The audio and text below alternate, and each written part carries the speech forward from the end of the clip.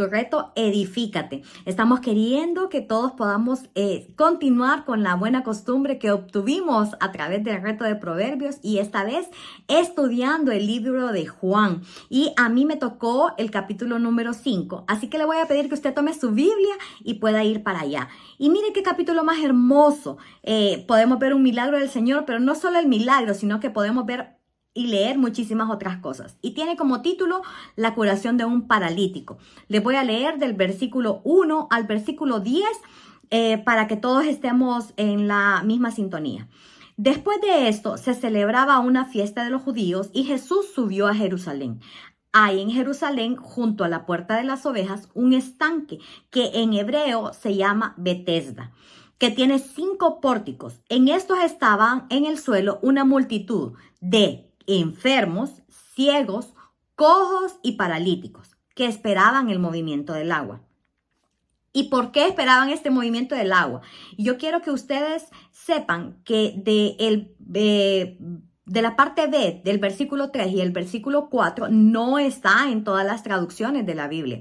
Yo estoy leyendo en la nueva versión de las Américas y en esta sí está, pero por ejemplo en la nueva versión internacional no, y en la NTV tampoco está. ¿Por qué está incluida entonces en esta versión? Es porque en los papiros originales este pedacito del 3b y el 4 era un pie de página que tenía esa anotación en el papiro, pero en alguna parte pues se incluyó como ya un versículo cuando cuando se decidió el canon bíblico.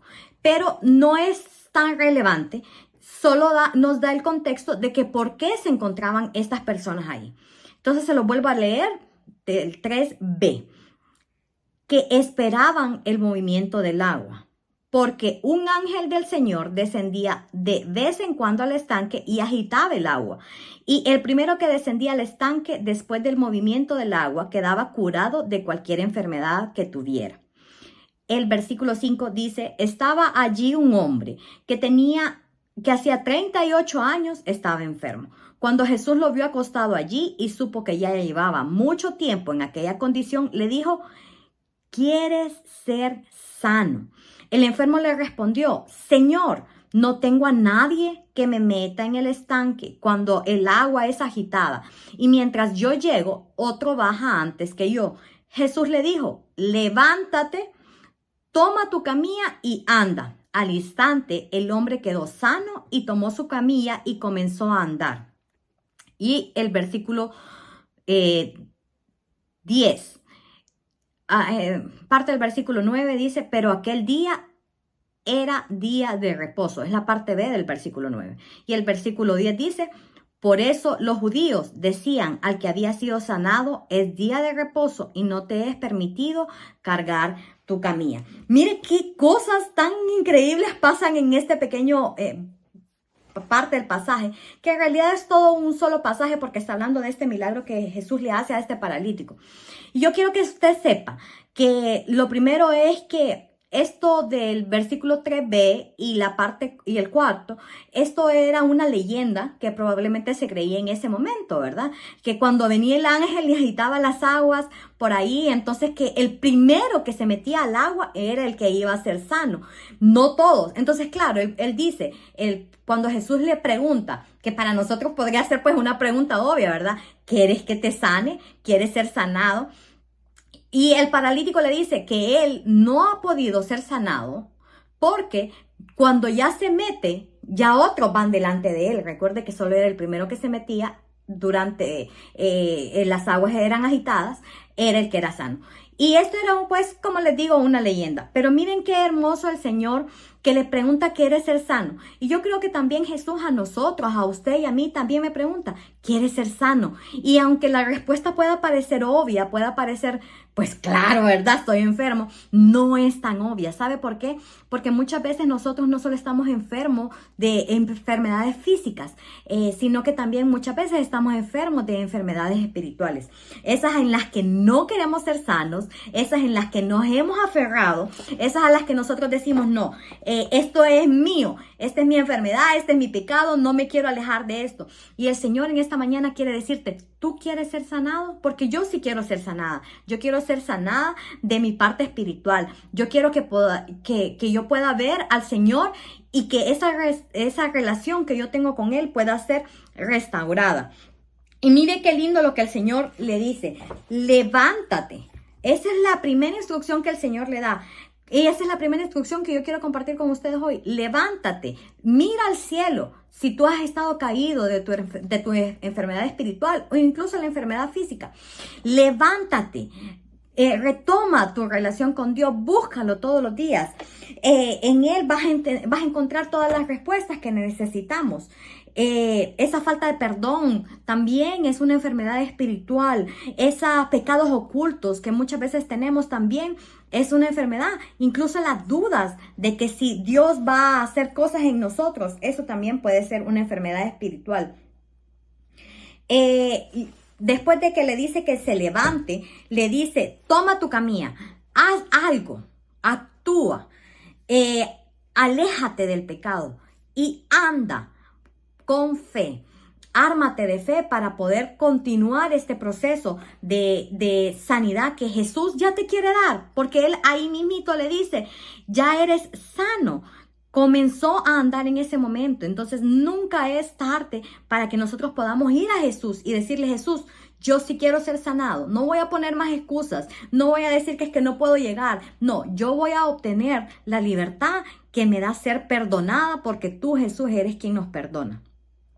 Y es importante que sepamos que como esto Jesús lo hizo en el día de reposo, esta fue una parte muy importante del capítulo porque se continuaba lo que ya nos vienen diciendo en los capítulos anteriores, ese seguimiento que le estaban dando a Jesús para querer matarlo, porque no podían hacer nada en el día de reposo. Y esto es algo que en nuestra cabeza no cabe, pero es una tradición judía que hasta el día de hoy pues se da. Y es que ellos no pueden, durante su día de reposo, no pueden hacer nada. Yo estuve leyendo un artículo donde decía que 3 casas judías se estaban quemando, 3 apartamentos, y se estaban quemando en un sábado.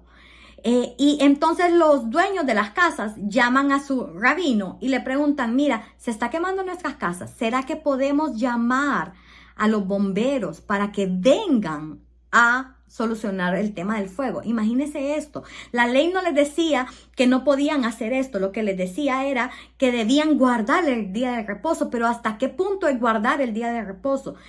¿Hasta qué punto nosotros tenemos que priorizar la ley o que priorizaban los judíos la ley y no el hacer el bien a otras personas? Cuando el rabino de estos 3 judíos les dijo, sí, está bien, pueden llamar, porque el tema es que no pueden marcar teléfonos, 38 minutos después que el rabino les dio la respuesta, llegaron los bomberos. ¿Qué pasó con esto? Las casas estaban achicharradas. Entonces, la ley, antes que el bien, no puede ser. Esto es lo que Jesús nos está enseñando. Y mire más adelante que dice en el versículo 12. Le preguntaron a él que había sido paralítico, ¿quién te sanó? El paralítico le dice, no lo sé quién es, pero porque en ese momento Jesús desaparece. La Biblia no nos dice si desaparece físicamente, si simplemente se escabulle, no nos dice eso, pero en el momento en que el paralítico iba a ver quién era quien lo había sanado, ya no lo podía ver. El 14 es bien importante, dice, después de esto Jesús lo halló en el templo y le dijo, mira, has sido sanado, no peques más para que no te suceda algo peor. En el tiempo de Jesús, la gente, sobre todo los que tenían enfermedades físicas como pues la lepra, parálisis, cosas que fueran muy graves, pensaban que era un castigo de Dios por algo que ellos habían hecho o por algo que sus antepasados habían hecho. Por eso aquí el paralítico tiene algo clave que Jesús nos quiere enseñar en este día. Sí, nos puede sanar, pero no sigamos pecando. Las enfermedades espirituales, hermanos, se sanan si no seguimos pecando. algunas enfermedades físicas que pueden tener algunas personas, como dolor de huesos, como algunas otras cosas, pueden ser provocadas por cosas espirituales que nosotros hacemos. No siempre, no es una regla. No estoy diciendo que es que todos los enfermos es porque pecan. No, estoy diciendo que en algunas ocasiones, y en el caso del paralítico, Jesús le dice, ya no peques más.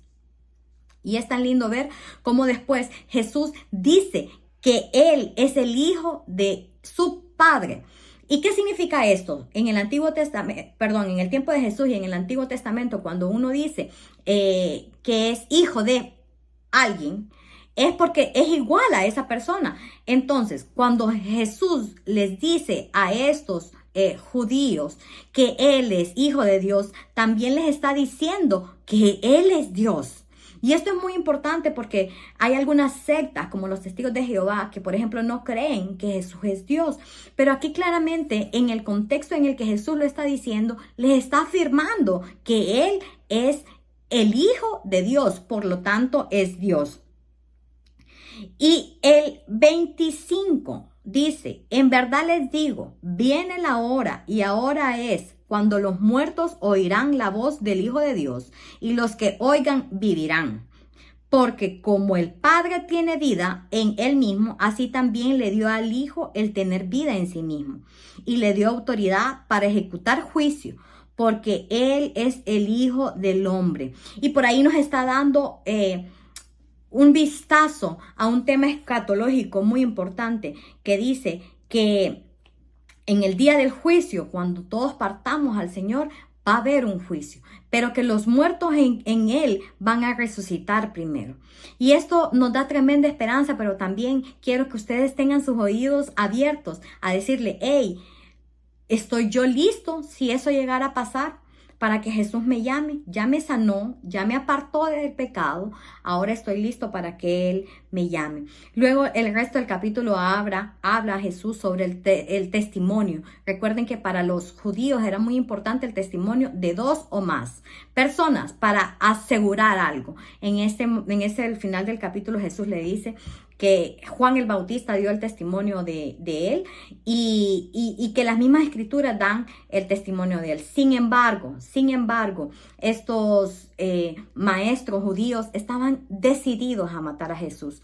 A mí me emociona mucho este capítulo de Juan porque es como una historia emocionante de acción donde andan siguiendo a Jesús para quererlo matar, pero yo te invito a que puedas tomar esta historia emocionante para seguir a Jesús, para conocer realmente quién es. Él es el Hijo de Dios, Él es el que nos da vida eterna y Él es el que está ahí para salvarnos de todos nuestros pecados y para curarnos, si es que así lo queremos. Que el Señor te bendiga. Continúa en el reto, edifícate y espérate porque los capítulos que vienen están aún más emocionantes. Bendiciones.